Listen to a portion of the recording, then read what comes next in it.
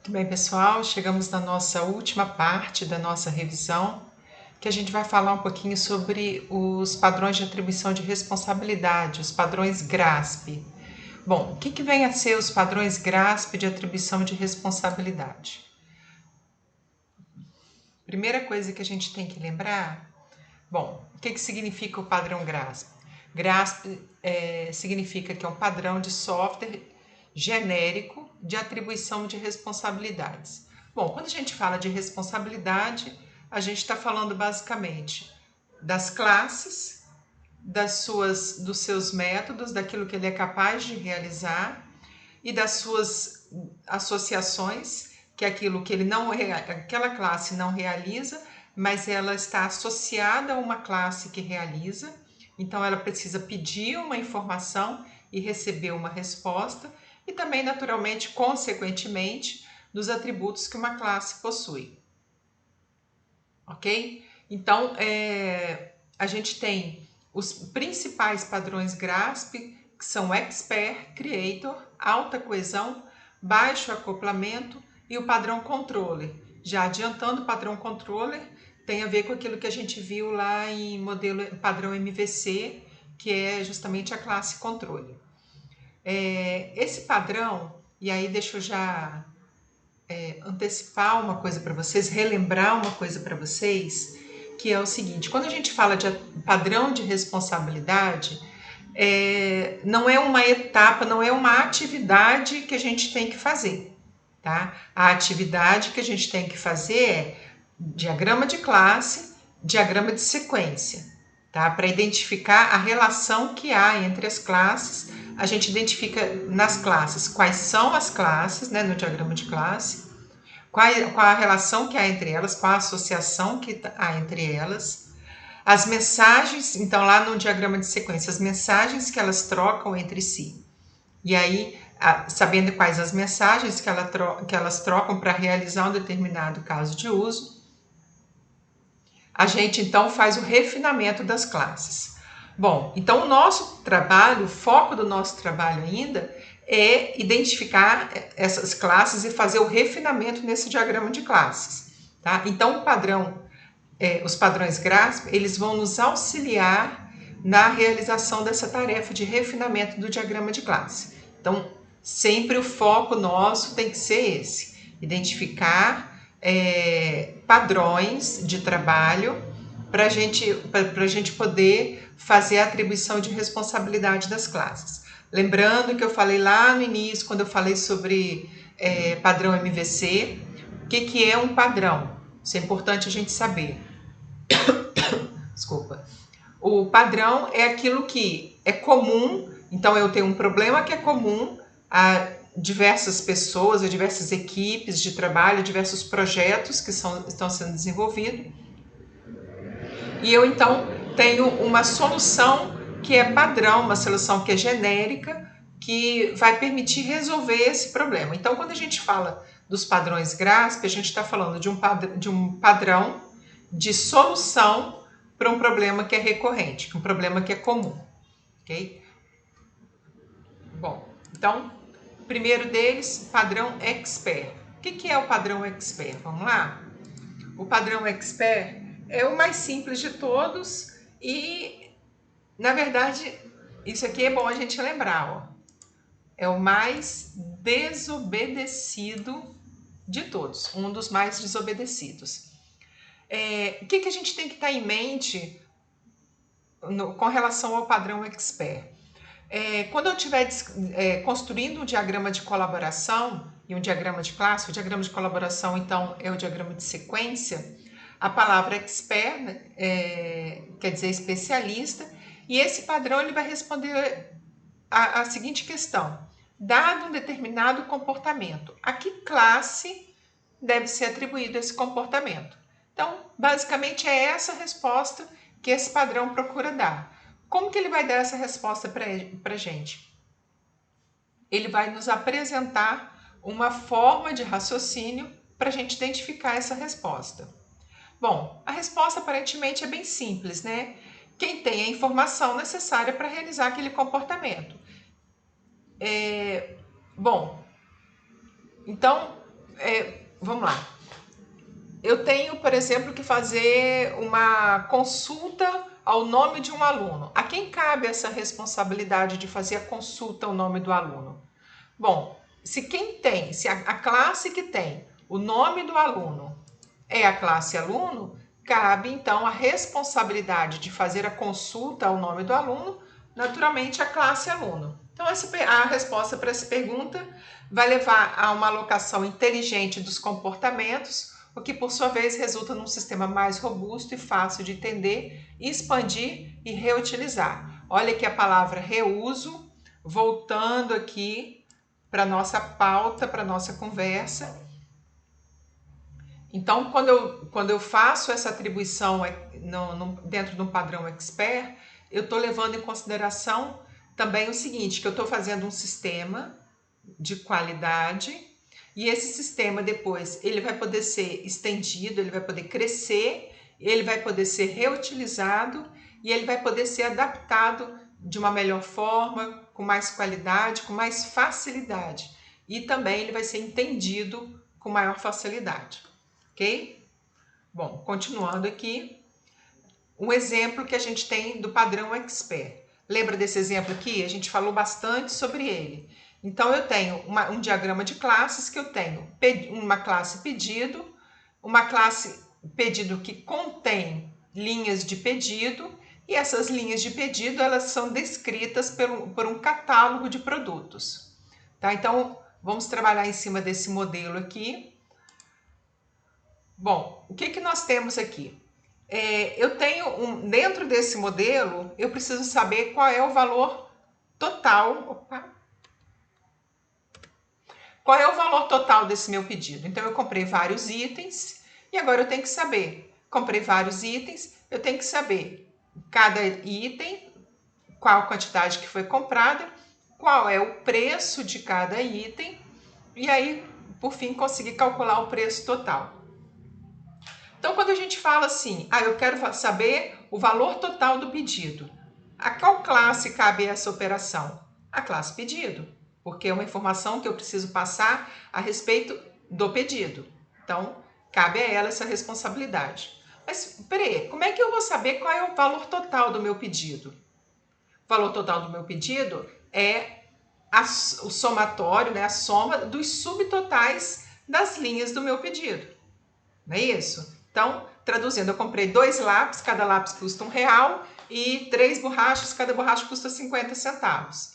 Rapidamente, qual é o valor total do meu pedido? É o valor do subtotal do lápis mais o subtotal da borracha. Então, cheguei a um total. Mas espera aí, a informação sobre a quantidade não está no pedido. A informação sobre a quantidade está na linha do pedido. Então, o que o padrão expert vai me fazer pensar?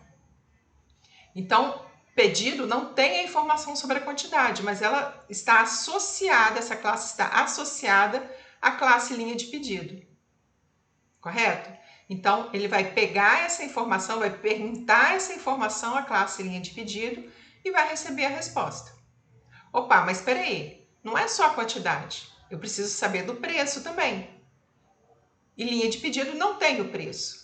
Então, o que faz? Linha de pedido manda uma mensagem para o catálogo de produto, consultando qual é o preço daquele produto. Ele recebe essa informação, então recebe o preço, a linha de pedido tem qual é a quantidade, multiplica esse preço pela quantidade, chegou ao subtotal. Aí ele pode responder para o pedido, olha, cada linha, então vai responder, o meu subtotal é tanto. Pedido, então, com esse valor total desse subtotal, contém a resposta. Ok? Então, aqui a gente está explicando passo a passo essa questão. Então, o que eu teria aqui de métodos que eu teria aqui nesse refinamento das classes que eu iria inserir? Na classe pedido, o método calcular total. Na classe linha pedido, o método calcular subtotal. E no catálogo de produto, o método obter preço ou usando o padrão que a gente já vem usando, né, que a gente já vem falando, get preço.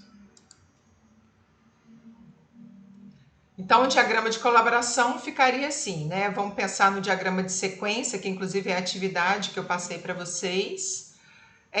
O pedido, para cada linha de pedido, vai obter uma nova linha e vai calcular o subtotal. Esse subtotal, cada linha vai pedir ao catálogo o obter preço, ok? Dessa forma, então, as três classes, os objetos das três classes vão se comunicar e vão gerar esse resultado esperado. Aí a gente observa o seguinte: cada uma das classes, cada um daqueles objetos vai ter uma responsabilidade específica, aquilo que ele é expert em fazer, aquilo que ele sabe fazer. Então, quando eu falo de catálogo de pedido, a classe catálogo de pedido é especialista, desculpa, catálogo de produto, tá errado aqui. Essa classe, ela é especialista em saber quais são as informações sobre os produtos que eu tenho. Nome do produto, preço do produto. A classe linha pedido, ela é especialista em saber qual é a quantidade daquele produto que foi comprado naquele pedido. E a classe pedido, então, que é responsável, que é especialista em saber todas as informações pertinentes ao pedido como um todo. Então, cada classe fica especialista em um determinado assunto, naquilo que é próprio dela. Tá? Então, a mais tarde, se eu quero usar esse catálogo de produtos de outra forma, ele não está acoplado, e a gente vai falar um pouquinho mais para frente sobre acoplamento, ele não vai estar acoplado a nenhuma outra classe. Ok? Continuando aqui, então. Próximo padrão, padrão Creator. Ele está muito associado ao padrão Expert. Na verdade, todos os padrões, se a gente observar bem, eles estão bem interligados. Mas o Creator, ele responde uma pergunta mais específica em relação a quem é o expert em determinada funcionalidade. Ele está perguntando o seguinte: bom, a palavra Creator significa criador, e ele responde a seguinte questão: quem deve ser o responsável pela criação de instâncias de uma determinada classe em particular? Então, dada uma determinada classe, qual vai ser dada uma determinada classe, a quem cabe a responsabilidade de criar uma instância daquela classe. Tá? Então, quem vai fazer o new, quem vai instanciar um objeto daquela classe? Bom, a resposta é basicamente o seguinte: A vai ser responsável pela criação de objeto em B, se A contém objetos de B, ou se A utiliza objetos de B, ou se A contém os dados de inicialização que devem ser passados para a classe B. Vamos ver um exemplo? Bom, eu tenho aqui uma classe pedido e tenho uma classe linha de pedido. Quem deve ser responsável por instanciar novas linhas de pedido? Bom,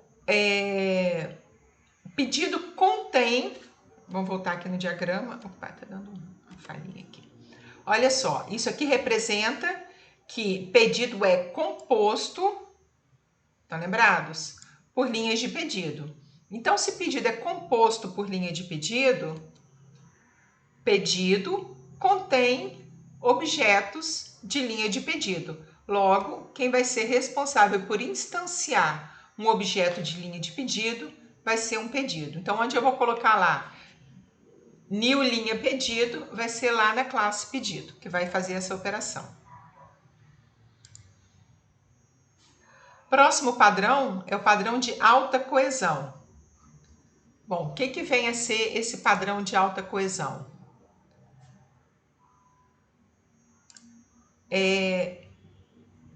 Quando a gente fala sobre coesão, né, vamos pensar, esquece diagrama de classe, vamos pensar sobre o conceito de coesão. quando há uma relação muito forte entre os elementos. Então, quando a gente diz que, quando a gente fala do padrão alta coesão, o que a gente está dizendo? Que todos os elementos internos de uma classe devem estar coesos. Tá? Então, um sinal de um bom projeto de orientação a objeto é que cada classe possui um pequeno número, e aí não é simplesmente quantidade, né, de métodos, mas um pequeno número de responsabilidades, porque se eu tenho muitos atributos, eventualmente eu vou ter muitos métodos, né? Então vamos pensar aí na robustez, no tamanho desse meu sistema, né? Mas, a grosso modo, a gente pode pensar dessa forma. Se uma classe ela tem muitos métodos, a gente já tem que olhar meio desconfiada para ela. Opa, espera um pouquinho, por que tem tanto método assim nessa classe? Será que ela tem uma responsabilidade única, com tantos métodos assim? Ou será que a gente está atribuindo várias responsabilidades para essa classe? Então, o importante é sempre a gente olhar essa observação aqui, olha. Os métodos da classe devem estar sempre correlacionados uns com os outros. Então, se eu pego, por exemplo, vamos lembrar daquele exemplo que a gente usou do elevador. Todo elevador, ele obtém andar, move, atribui viagem, faz procedimentos emergenciais, aciona alarme, atualiza LED e etc. Abre porta, fecha porta, faz reset, mostra log, desativa, inicia, enfim. Todas essas operações aqui fazem parte do nosso elevador. Mas será que eu tenho uma classe só elevador? Será que está tudo... veja bem, tem uma quantidade grande de métodos aqui sendo realizados e a gente começa a observar que há um certo agrupamento desses métodos. Então, opa, será que eu tenho uma única classe ou será que eu tenho um conjunto de classes que se interrelacionam e cada uma delas tem um objetivo, que tem uma função específica dentro do meu sistema, no caso aqui do meu sistema de elevador. Bom, adiantando aqui um pouquinho, o que a gente pode observar desse diagrama, desses métodos que a gente identificou? Bom, eu tenho um controlador de elevadores, e aí a gente, olhando fisicamente um elevador, a gente tem um painel controlador, a gente tem uma porta, a gente tem um alarme, e a gente tem um log, né, que é aquele arquivo que vai guardando as ocorrências de alguma interrupção, de algum problema que acontece. Então, a gente já observa o seguinte, são elementos distintos que estão bem interrelacionados uns com os outros. Então, quando eu falo de porta, ela tem a função de abrir e fechar. Essa é a função da porta do meu elevador. Quando eu falo de controlador, ele move, ele atualiza o LED, que ele manda uma mensagem lá para o log quando ele faz isso, e ele obtém um andar e vai para cima e para baixo.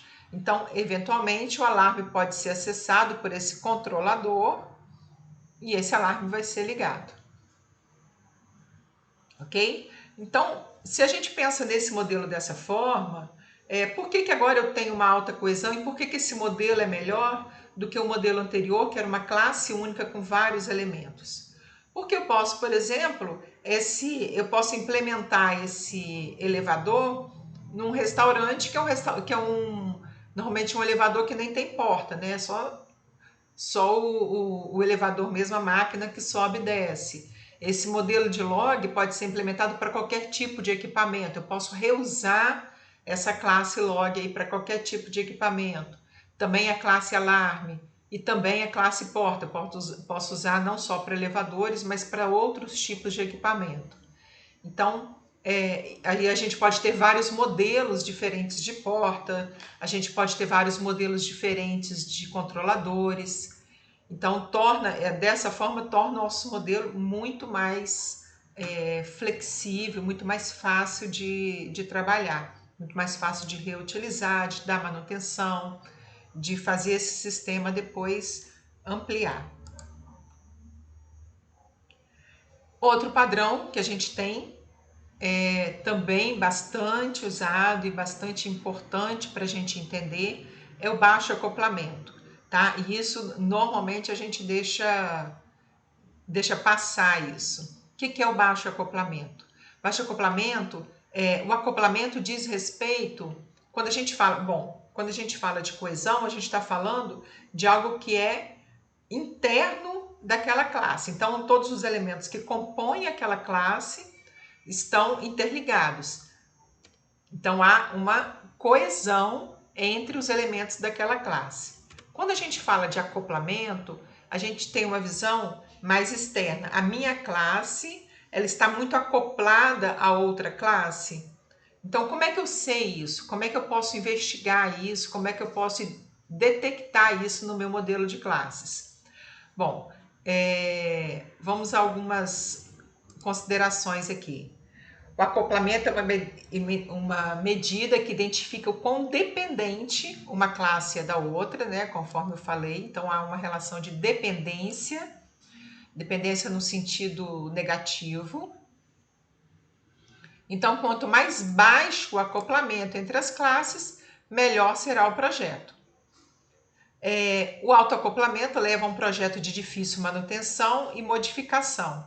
Isso porque uma simples mudança em uma classe pode ocasionar mudanças em várias outras classes.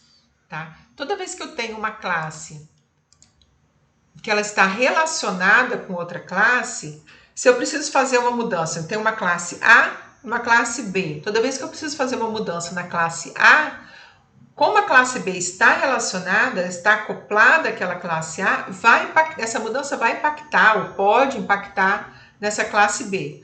Então, se eu tenho muitas classes acopladas à classe A, toda vez que eu fizer uma mudança na classe A, isso vai impactar ou pode impactar nessas diversas classes. Então, quanto menor esse acoplamento, melhor, mais enxuto vai ser o meu modelo. Mais fácil de dar manutenção, mais difícil de gerar problemas consequentes, né? Às vezes a gente é comum a gente falar assim, depois que mudou tal coisa no sistema, deu problema numa outra funcionalidade. Uma coisa que estava funcionando bem passou a não funcionar bem depois que mudou alguma coisa que aparentemente não tinha nada a ver. Por causa disso, porque é um acoplamento muito grande e o sistema ele não funciona como engrenagens de encaixe, mas como algo monolítico, né? E o que não é bom para o nosso sistema. Bom, então esse modelo aqui, ele apresenta para a gente uma visão genérica assim, sobre uma classe, sobre um modelo de classes, e aí a gente começa a observar aqui, olha bem essa classe aqui B. Ela conversa com D e ela conversa com C, tá? Então ela está associada a C e ela está associada a D. Porém, o que eu posso observar aqui? Que também D está associada a C. Mas será que eu preciso dessa... Tá vendo que forma aqui um círculo nessas associações? Será que por B, passando por C, eu não consigo chegar a D? Ou o contrário, né? Que são classes hipotéticas. Entendeu? Parece que eu tenho aqui alguma associação que é desnecessária. Então, vamos pegar aqui, por exemplo, só para vocês entenderem o exemplo, um modelo que a gente um exemplo que a gente já usou. Eu tenho um aluno que está associado a uma disciplina associada a um professor. Eventualmente, eu quero saber quem é o professor que dá aula para esse aluno.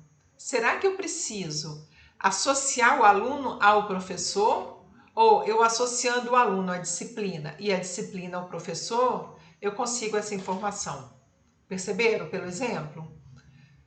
Ok? E outra coisa, eu observo aqui que essa classe B, além de ter essa associação, que essa relação, forma esse ciclo, ela está muito associada a muitas outras classes. Veja bem a quantidade de associação que há com ela. Então, uma alteração nessa classe B, ela vai impactar em muito no meu sistema como um todo. Será que eu preciso de todas essas associações? Então, será que eu preciso de uma classe tão acoplada assim às outras? Tá? Esse é algo que a gente tem que investigar. E aí vai depender caso a caso, sistema a sistema, modelo a modelo. E, como eu falei, não é uma atividade que a gente está fazendo de desacoplar, mas é um entendimento, é uma visão que a gente tem que ter quando a gente está montando o nosso modelo. É uma preocupação que a gente tem que ter quando a gente está montando o nosso modelo de classe, tá? Quando a gente está projetando o nosso sistema. Então, aqui é a explicação sobre aquele exemplo, né, sobre aquele modelo. E, por fim,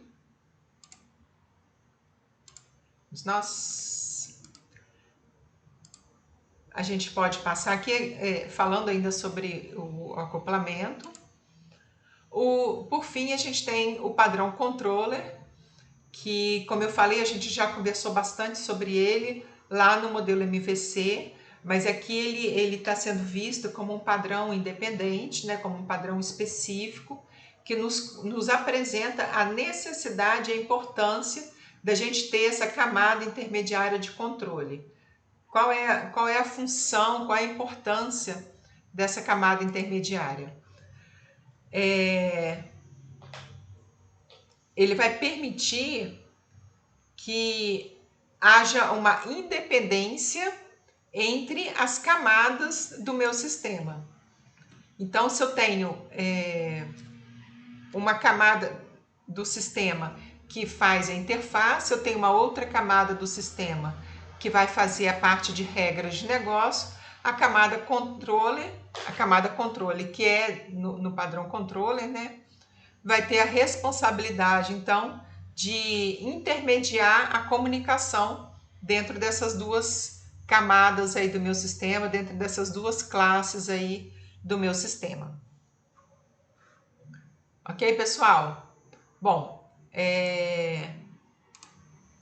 aqui a gente termina essa parte inicial de revisão desses conceitos. Espero que tenha ajudado vocês, espero que vocês consigam lembrar de tudo que a gente falou, de todas as aulas que a gente teve. Mas, lembrando, no Moodle a gente tem os fóruns de discussão para tirar dúvida. É interessante que a gente use esse fórum de discussão. Tá? Qualquer dúvida em relação aos exercícios, eu acho importante, primeiro, para a gente revisar o conteúdo que já foi estudado. Assistam os vídeos, assistam com atenção, assistam com os slides abertos para vocês irem acompanhando. Tentem refazer os exercícios, aqueles que puderem. Os que não puderem refazer, não tem... Até na mão dá para fazer, não precisa de ferramenta, né? Faz usando papel e caneta, dá para fazer. E tenta entender aquilo que vocês estão fazendo. Vou passar um pouquinho mais de exercício depois para vocês abrirem mais, fixarem mais o conteúdo, tá bom? E vamos continuar mantendo contato, vamos continuar à distância, e qualquer novidade que tiver aqui eu passo para vocês. E a partir da semana que vem eu já vou começar a passar para vocês os vídeos, os conteúdos novos, tá? Então, vou passar com um pouquinho mais de calma, falando um pouquinho mais pausadamente, porque não vai ser mais só vídeo de revisão, vai ser vídeo mesmo de conteúdo novo, para a gente ir já assimilando, já aprendendo. Quando a gente voltar às nossas aulas, vai ser bem mais fácil da gente trabalhar. Tá bom? Tudo de bom para vocês, fiquem com Deus e fiquem em casa, hein? Juízo aí.